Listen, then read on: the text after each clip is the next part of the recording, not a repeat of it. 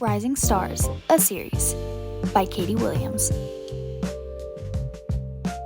Hi everyone! Today I will be taking you through Rising Stars, a series I have started about 3 months ago, and I'd like to continue today with a recent rising star, producer and actor Jaidyn Sweazy, who has produced and acted in her own film, After You. I don't know if you guys have seen it, but there is a 2-minute intro clip released already on this platform that you can go view after this. I would do it before because there's a few spoilers in this video.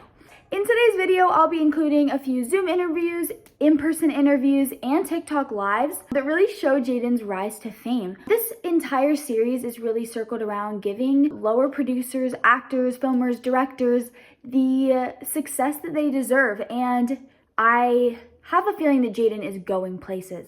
If you're interested in more Rising Stars content, please consider subscribing and turning on post notifications so you're notified the next video that comes out. Now, without further ado, let's get into the video. First, starting off strong, I'm going to be inserting a recent clip of Jaidyn's interview with Elle magazine. This interview really covers an in-depth questionnaire about Jaidyn's newest movie, After You. Hi Jaidyn, thank you so much for tuning into the interview today. How are you? Hi, I'm doing so good. Thank you so much for having me.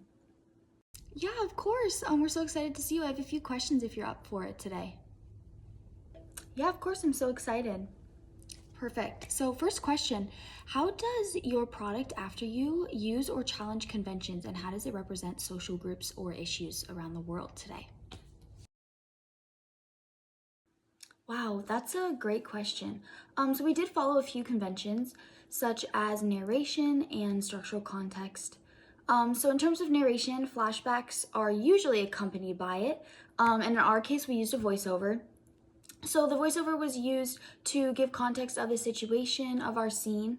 Our character Lexi is speaking over our flashback scenes, acting as a voiceover, which really sets the scene and describes the significance of the events going on. In terms of structural context, flashbacks are usually triggered by a memory or emotion towards some sort of object or person. And in our film, After You, the flashbacks are triggered by emotion, specifically towards the death of, spoiler alert, the death of Lexi's best friend, Claire. However, on the other hand, we did break a few conventions as well.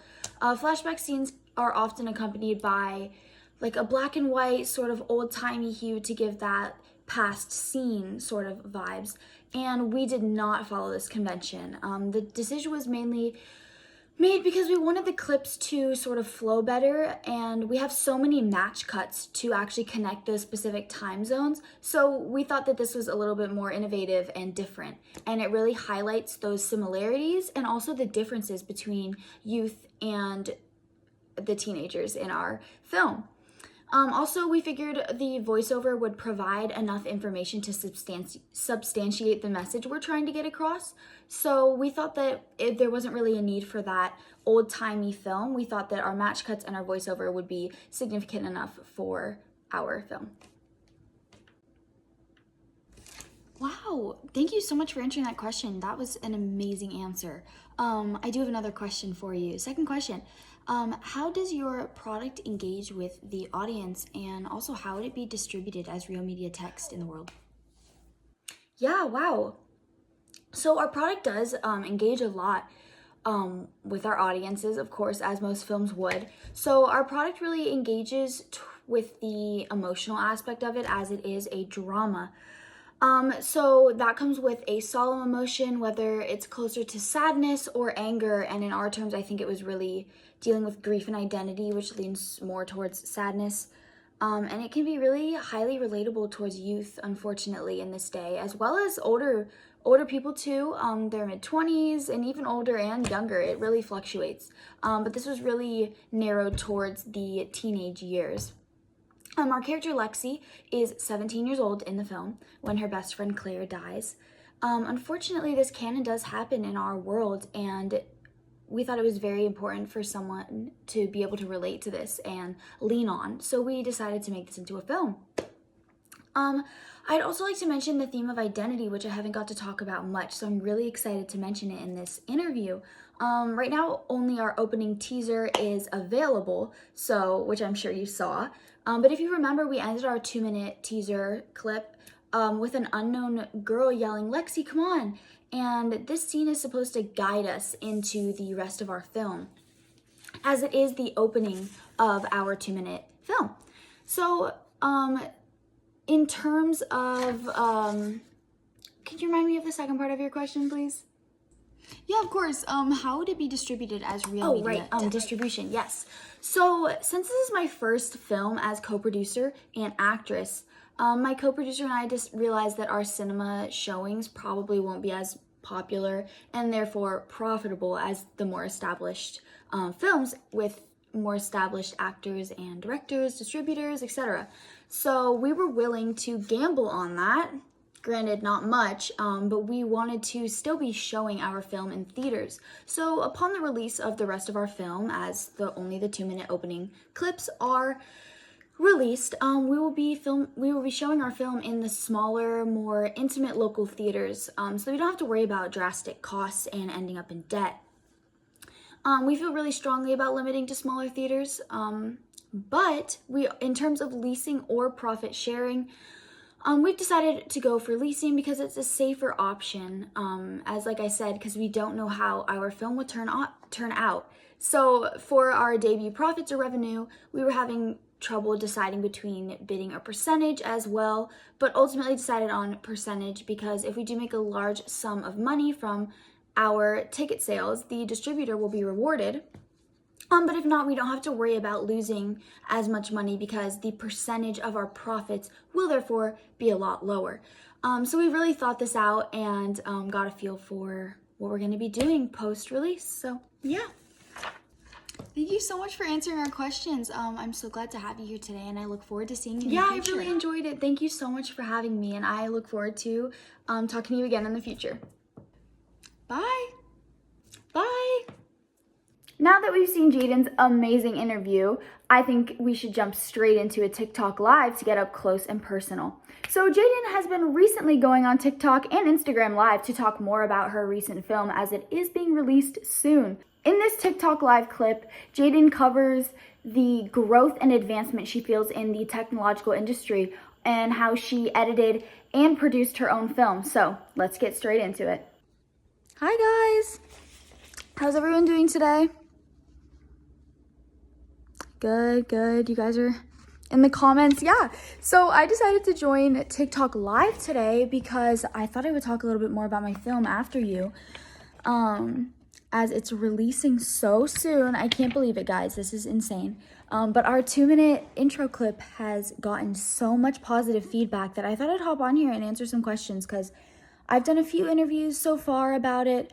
And I know my co-producer, Kate, she's done a few interviews as well. And I just thought it would be fun to come on here and answer some questions. I am in my pajamas, so please ignore that. But I thought it would be fun to talk to you guys. So ask some questions in the comments and I'll answer. Let me look.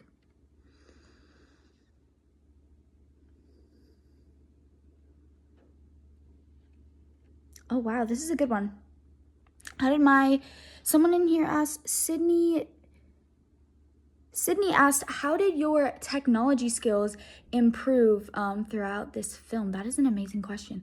Well, ever since I was little, I have loved taking videos and editing, and like they were really cringy when I was younger, but like nonetheless, I loved editing and taking videos of everything in sight and really making videos out of that. So I started at a young age, but I think this film really made things more advanced for me.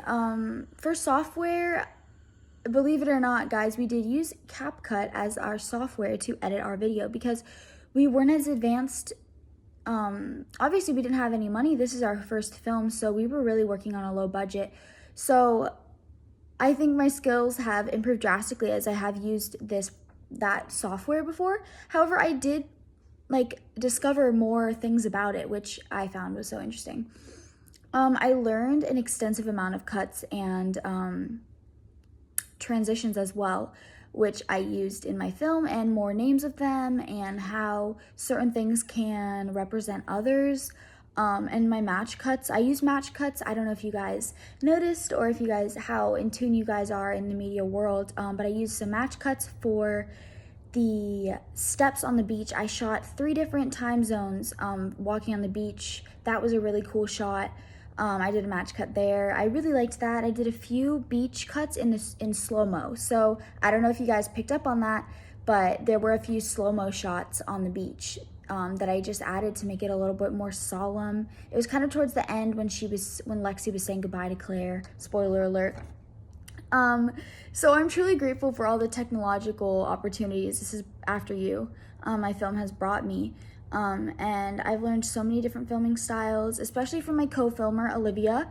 We both filmed this movie as I was also starring in it, which was super exciting. But my co-filmer, Olivia, I learned a lot from her too, and how we have different filming styles and how that is so amazing. And it really benefited us in this film, and it shows the growth in our film as we are shooting 3 different time zones, as I said. Technically 4 because we do have one of Lexi in the school, but it's still the same time zone as older Lexi on the beach.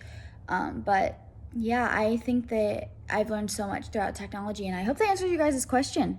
Finally, we're jumping straight into Jaidyn's in-person interview with The Hollywood Reporter.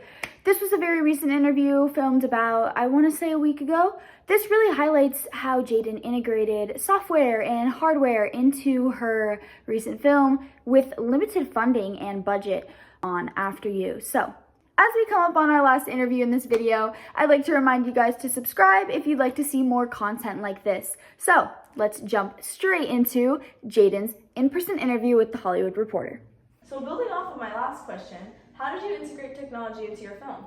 So in our film, software was used both creatively and technically. We did use an online platform. We did use CapCut because we were low on budget and it was something I was familiar with. We used it to edit scenes, transitions, pacing, as well as sound. We also used Microsoft Word, which is another software, to write our script. That was worked on by Kate, who is an actress in the film, as well as a co-producer, and myself. We did write the script together, and it really helped us bring the vision to life. In terms of hardware, we did use our phones. We didn't really use cameras because we didn't have access to higher-end cameras. So we used our phones to film most of it, and we didn't realize how big of a hit our film would be, so we didn't think it would have been a big deal to use those lower quality devices.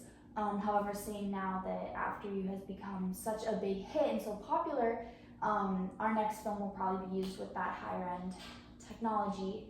And if we do have that better hardware, it'll be more helpful for angles, shots, cinematics, that kind of stuff. And we can only go up from here.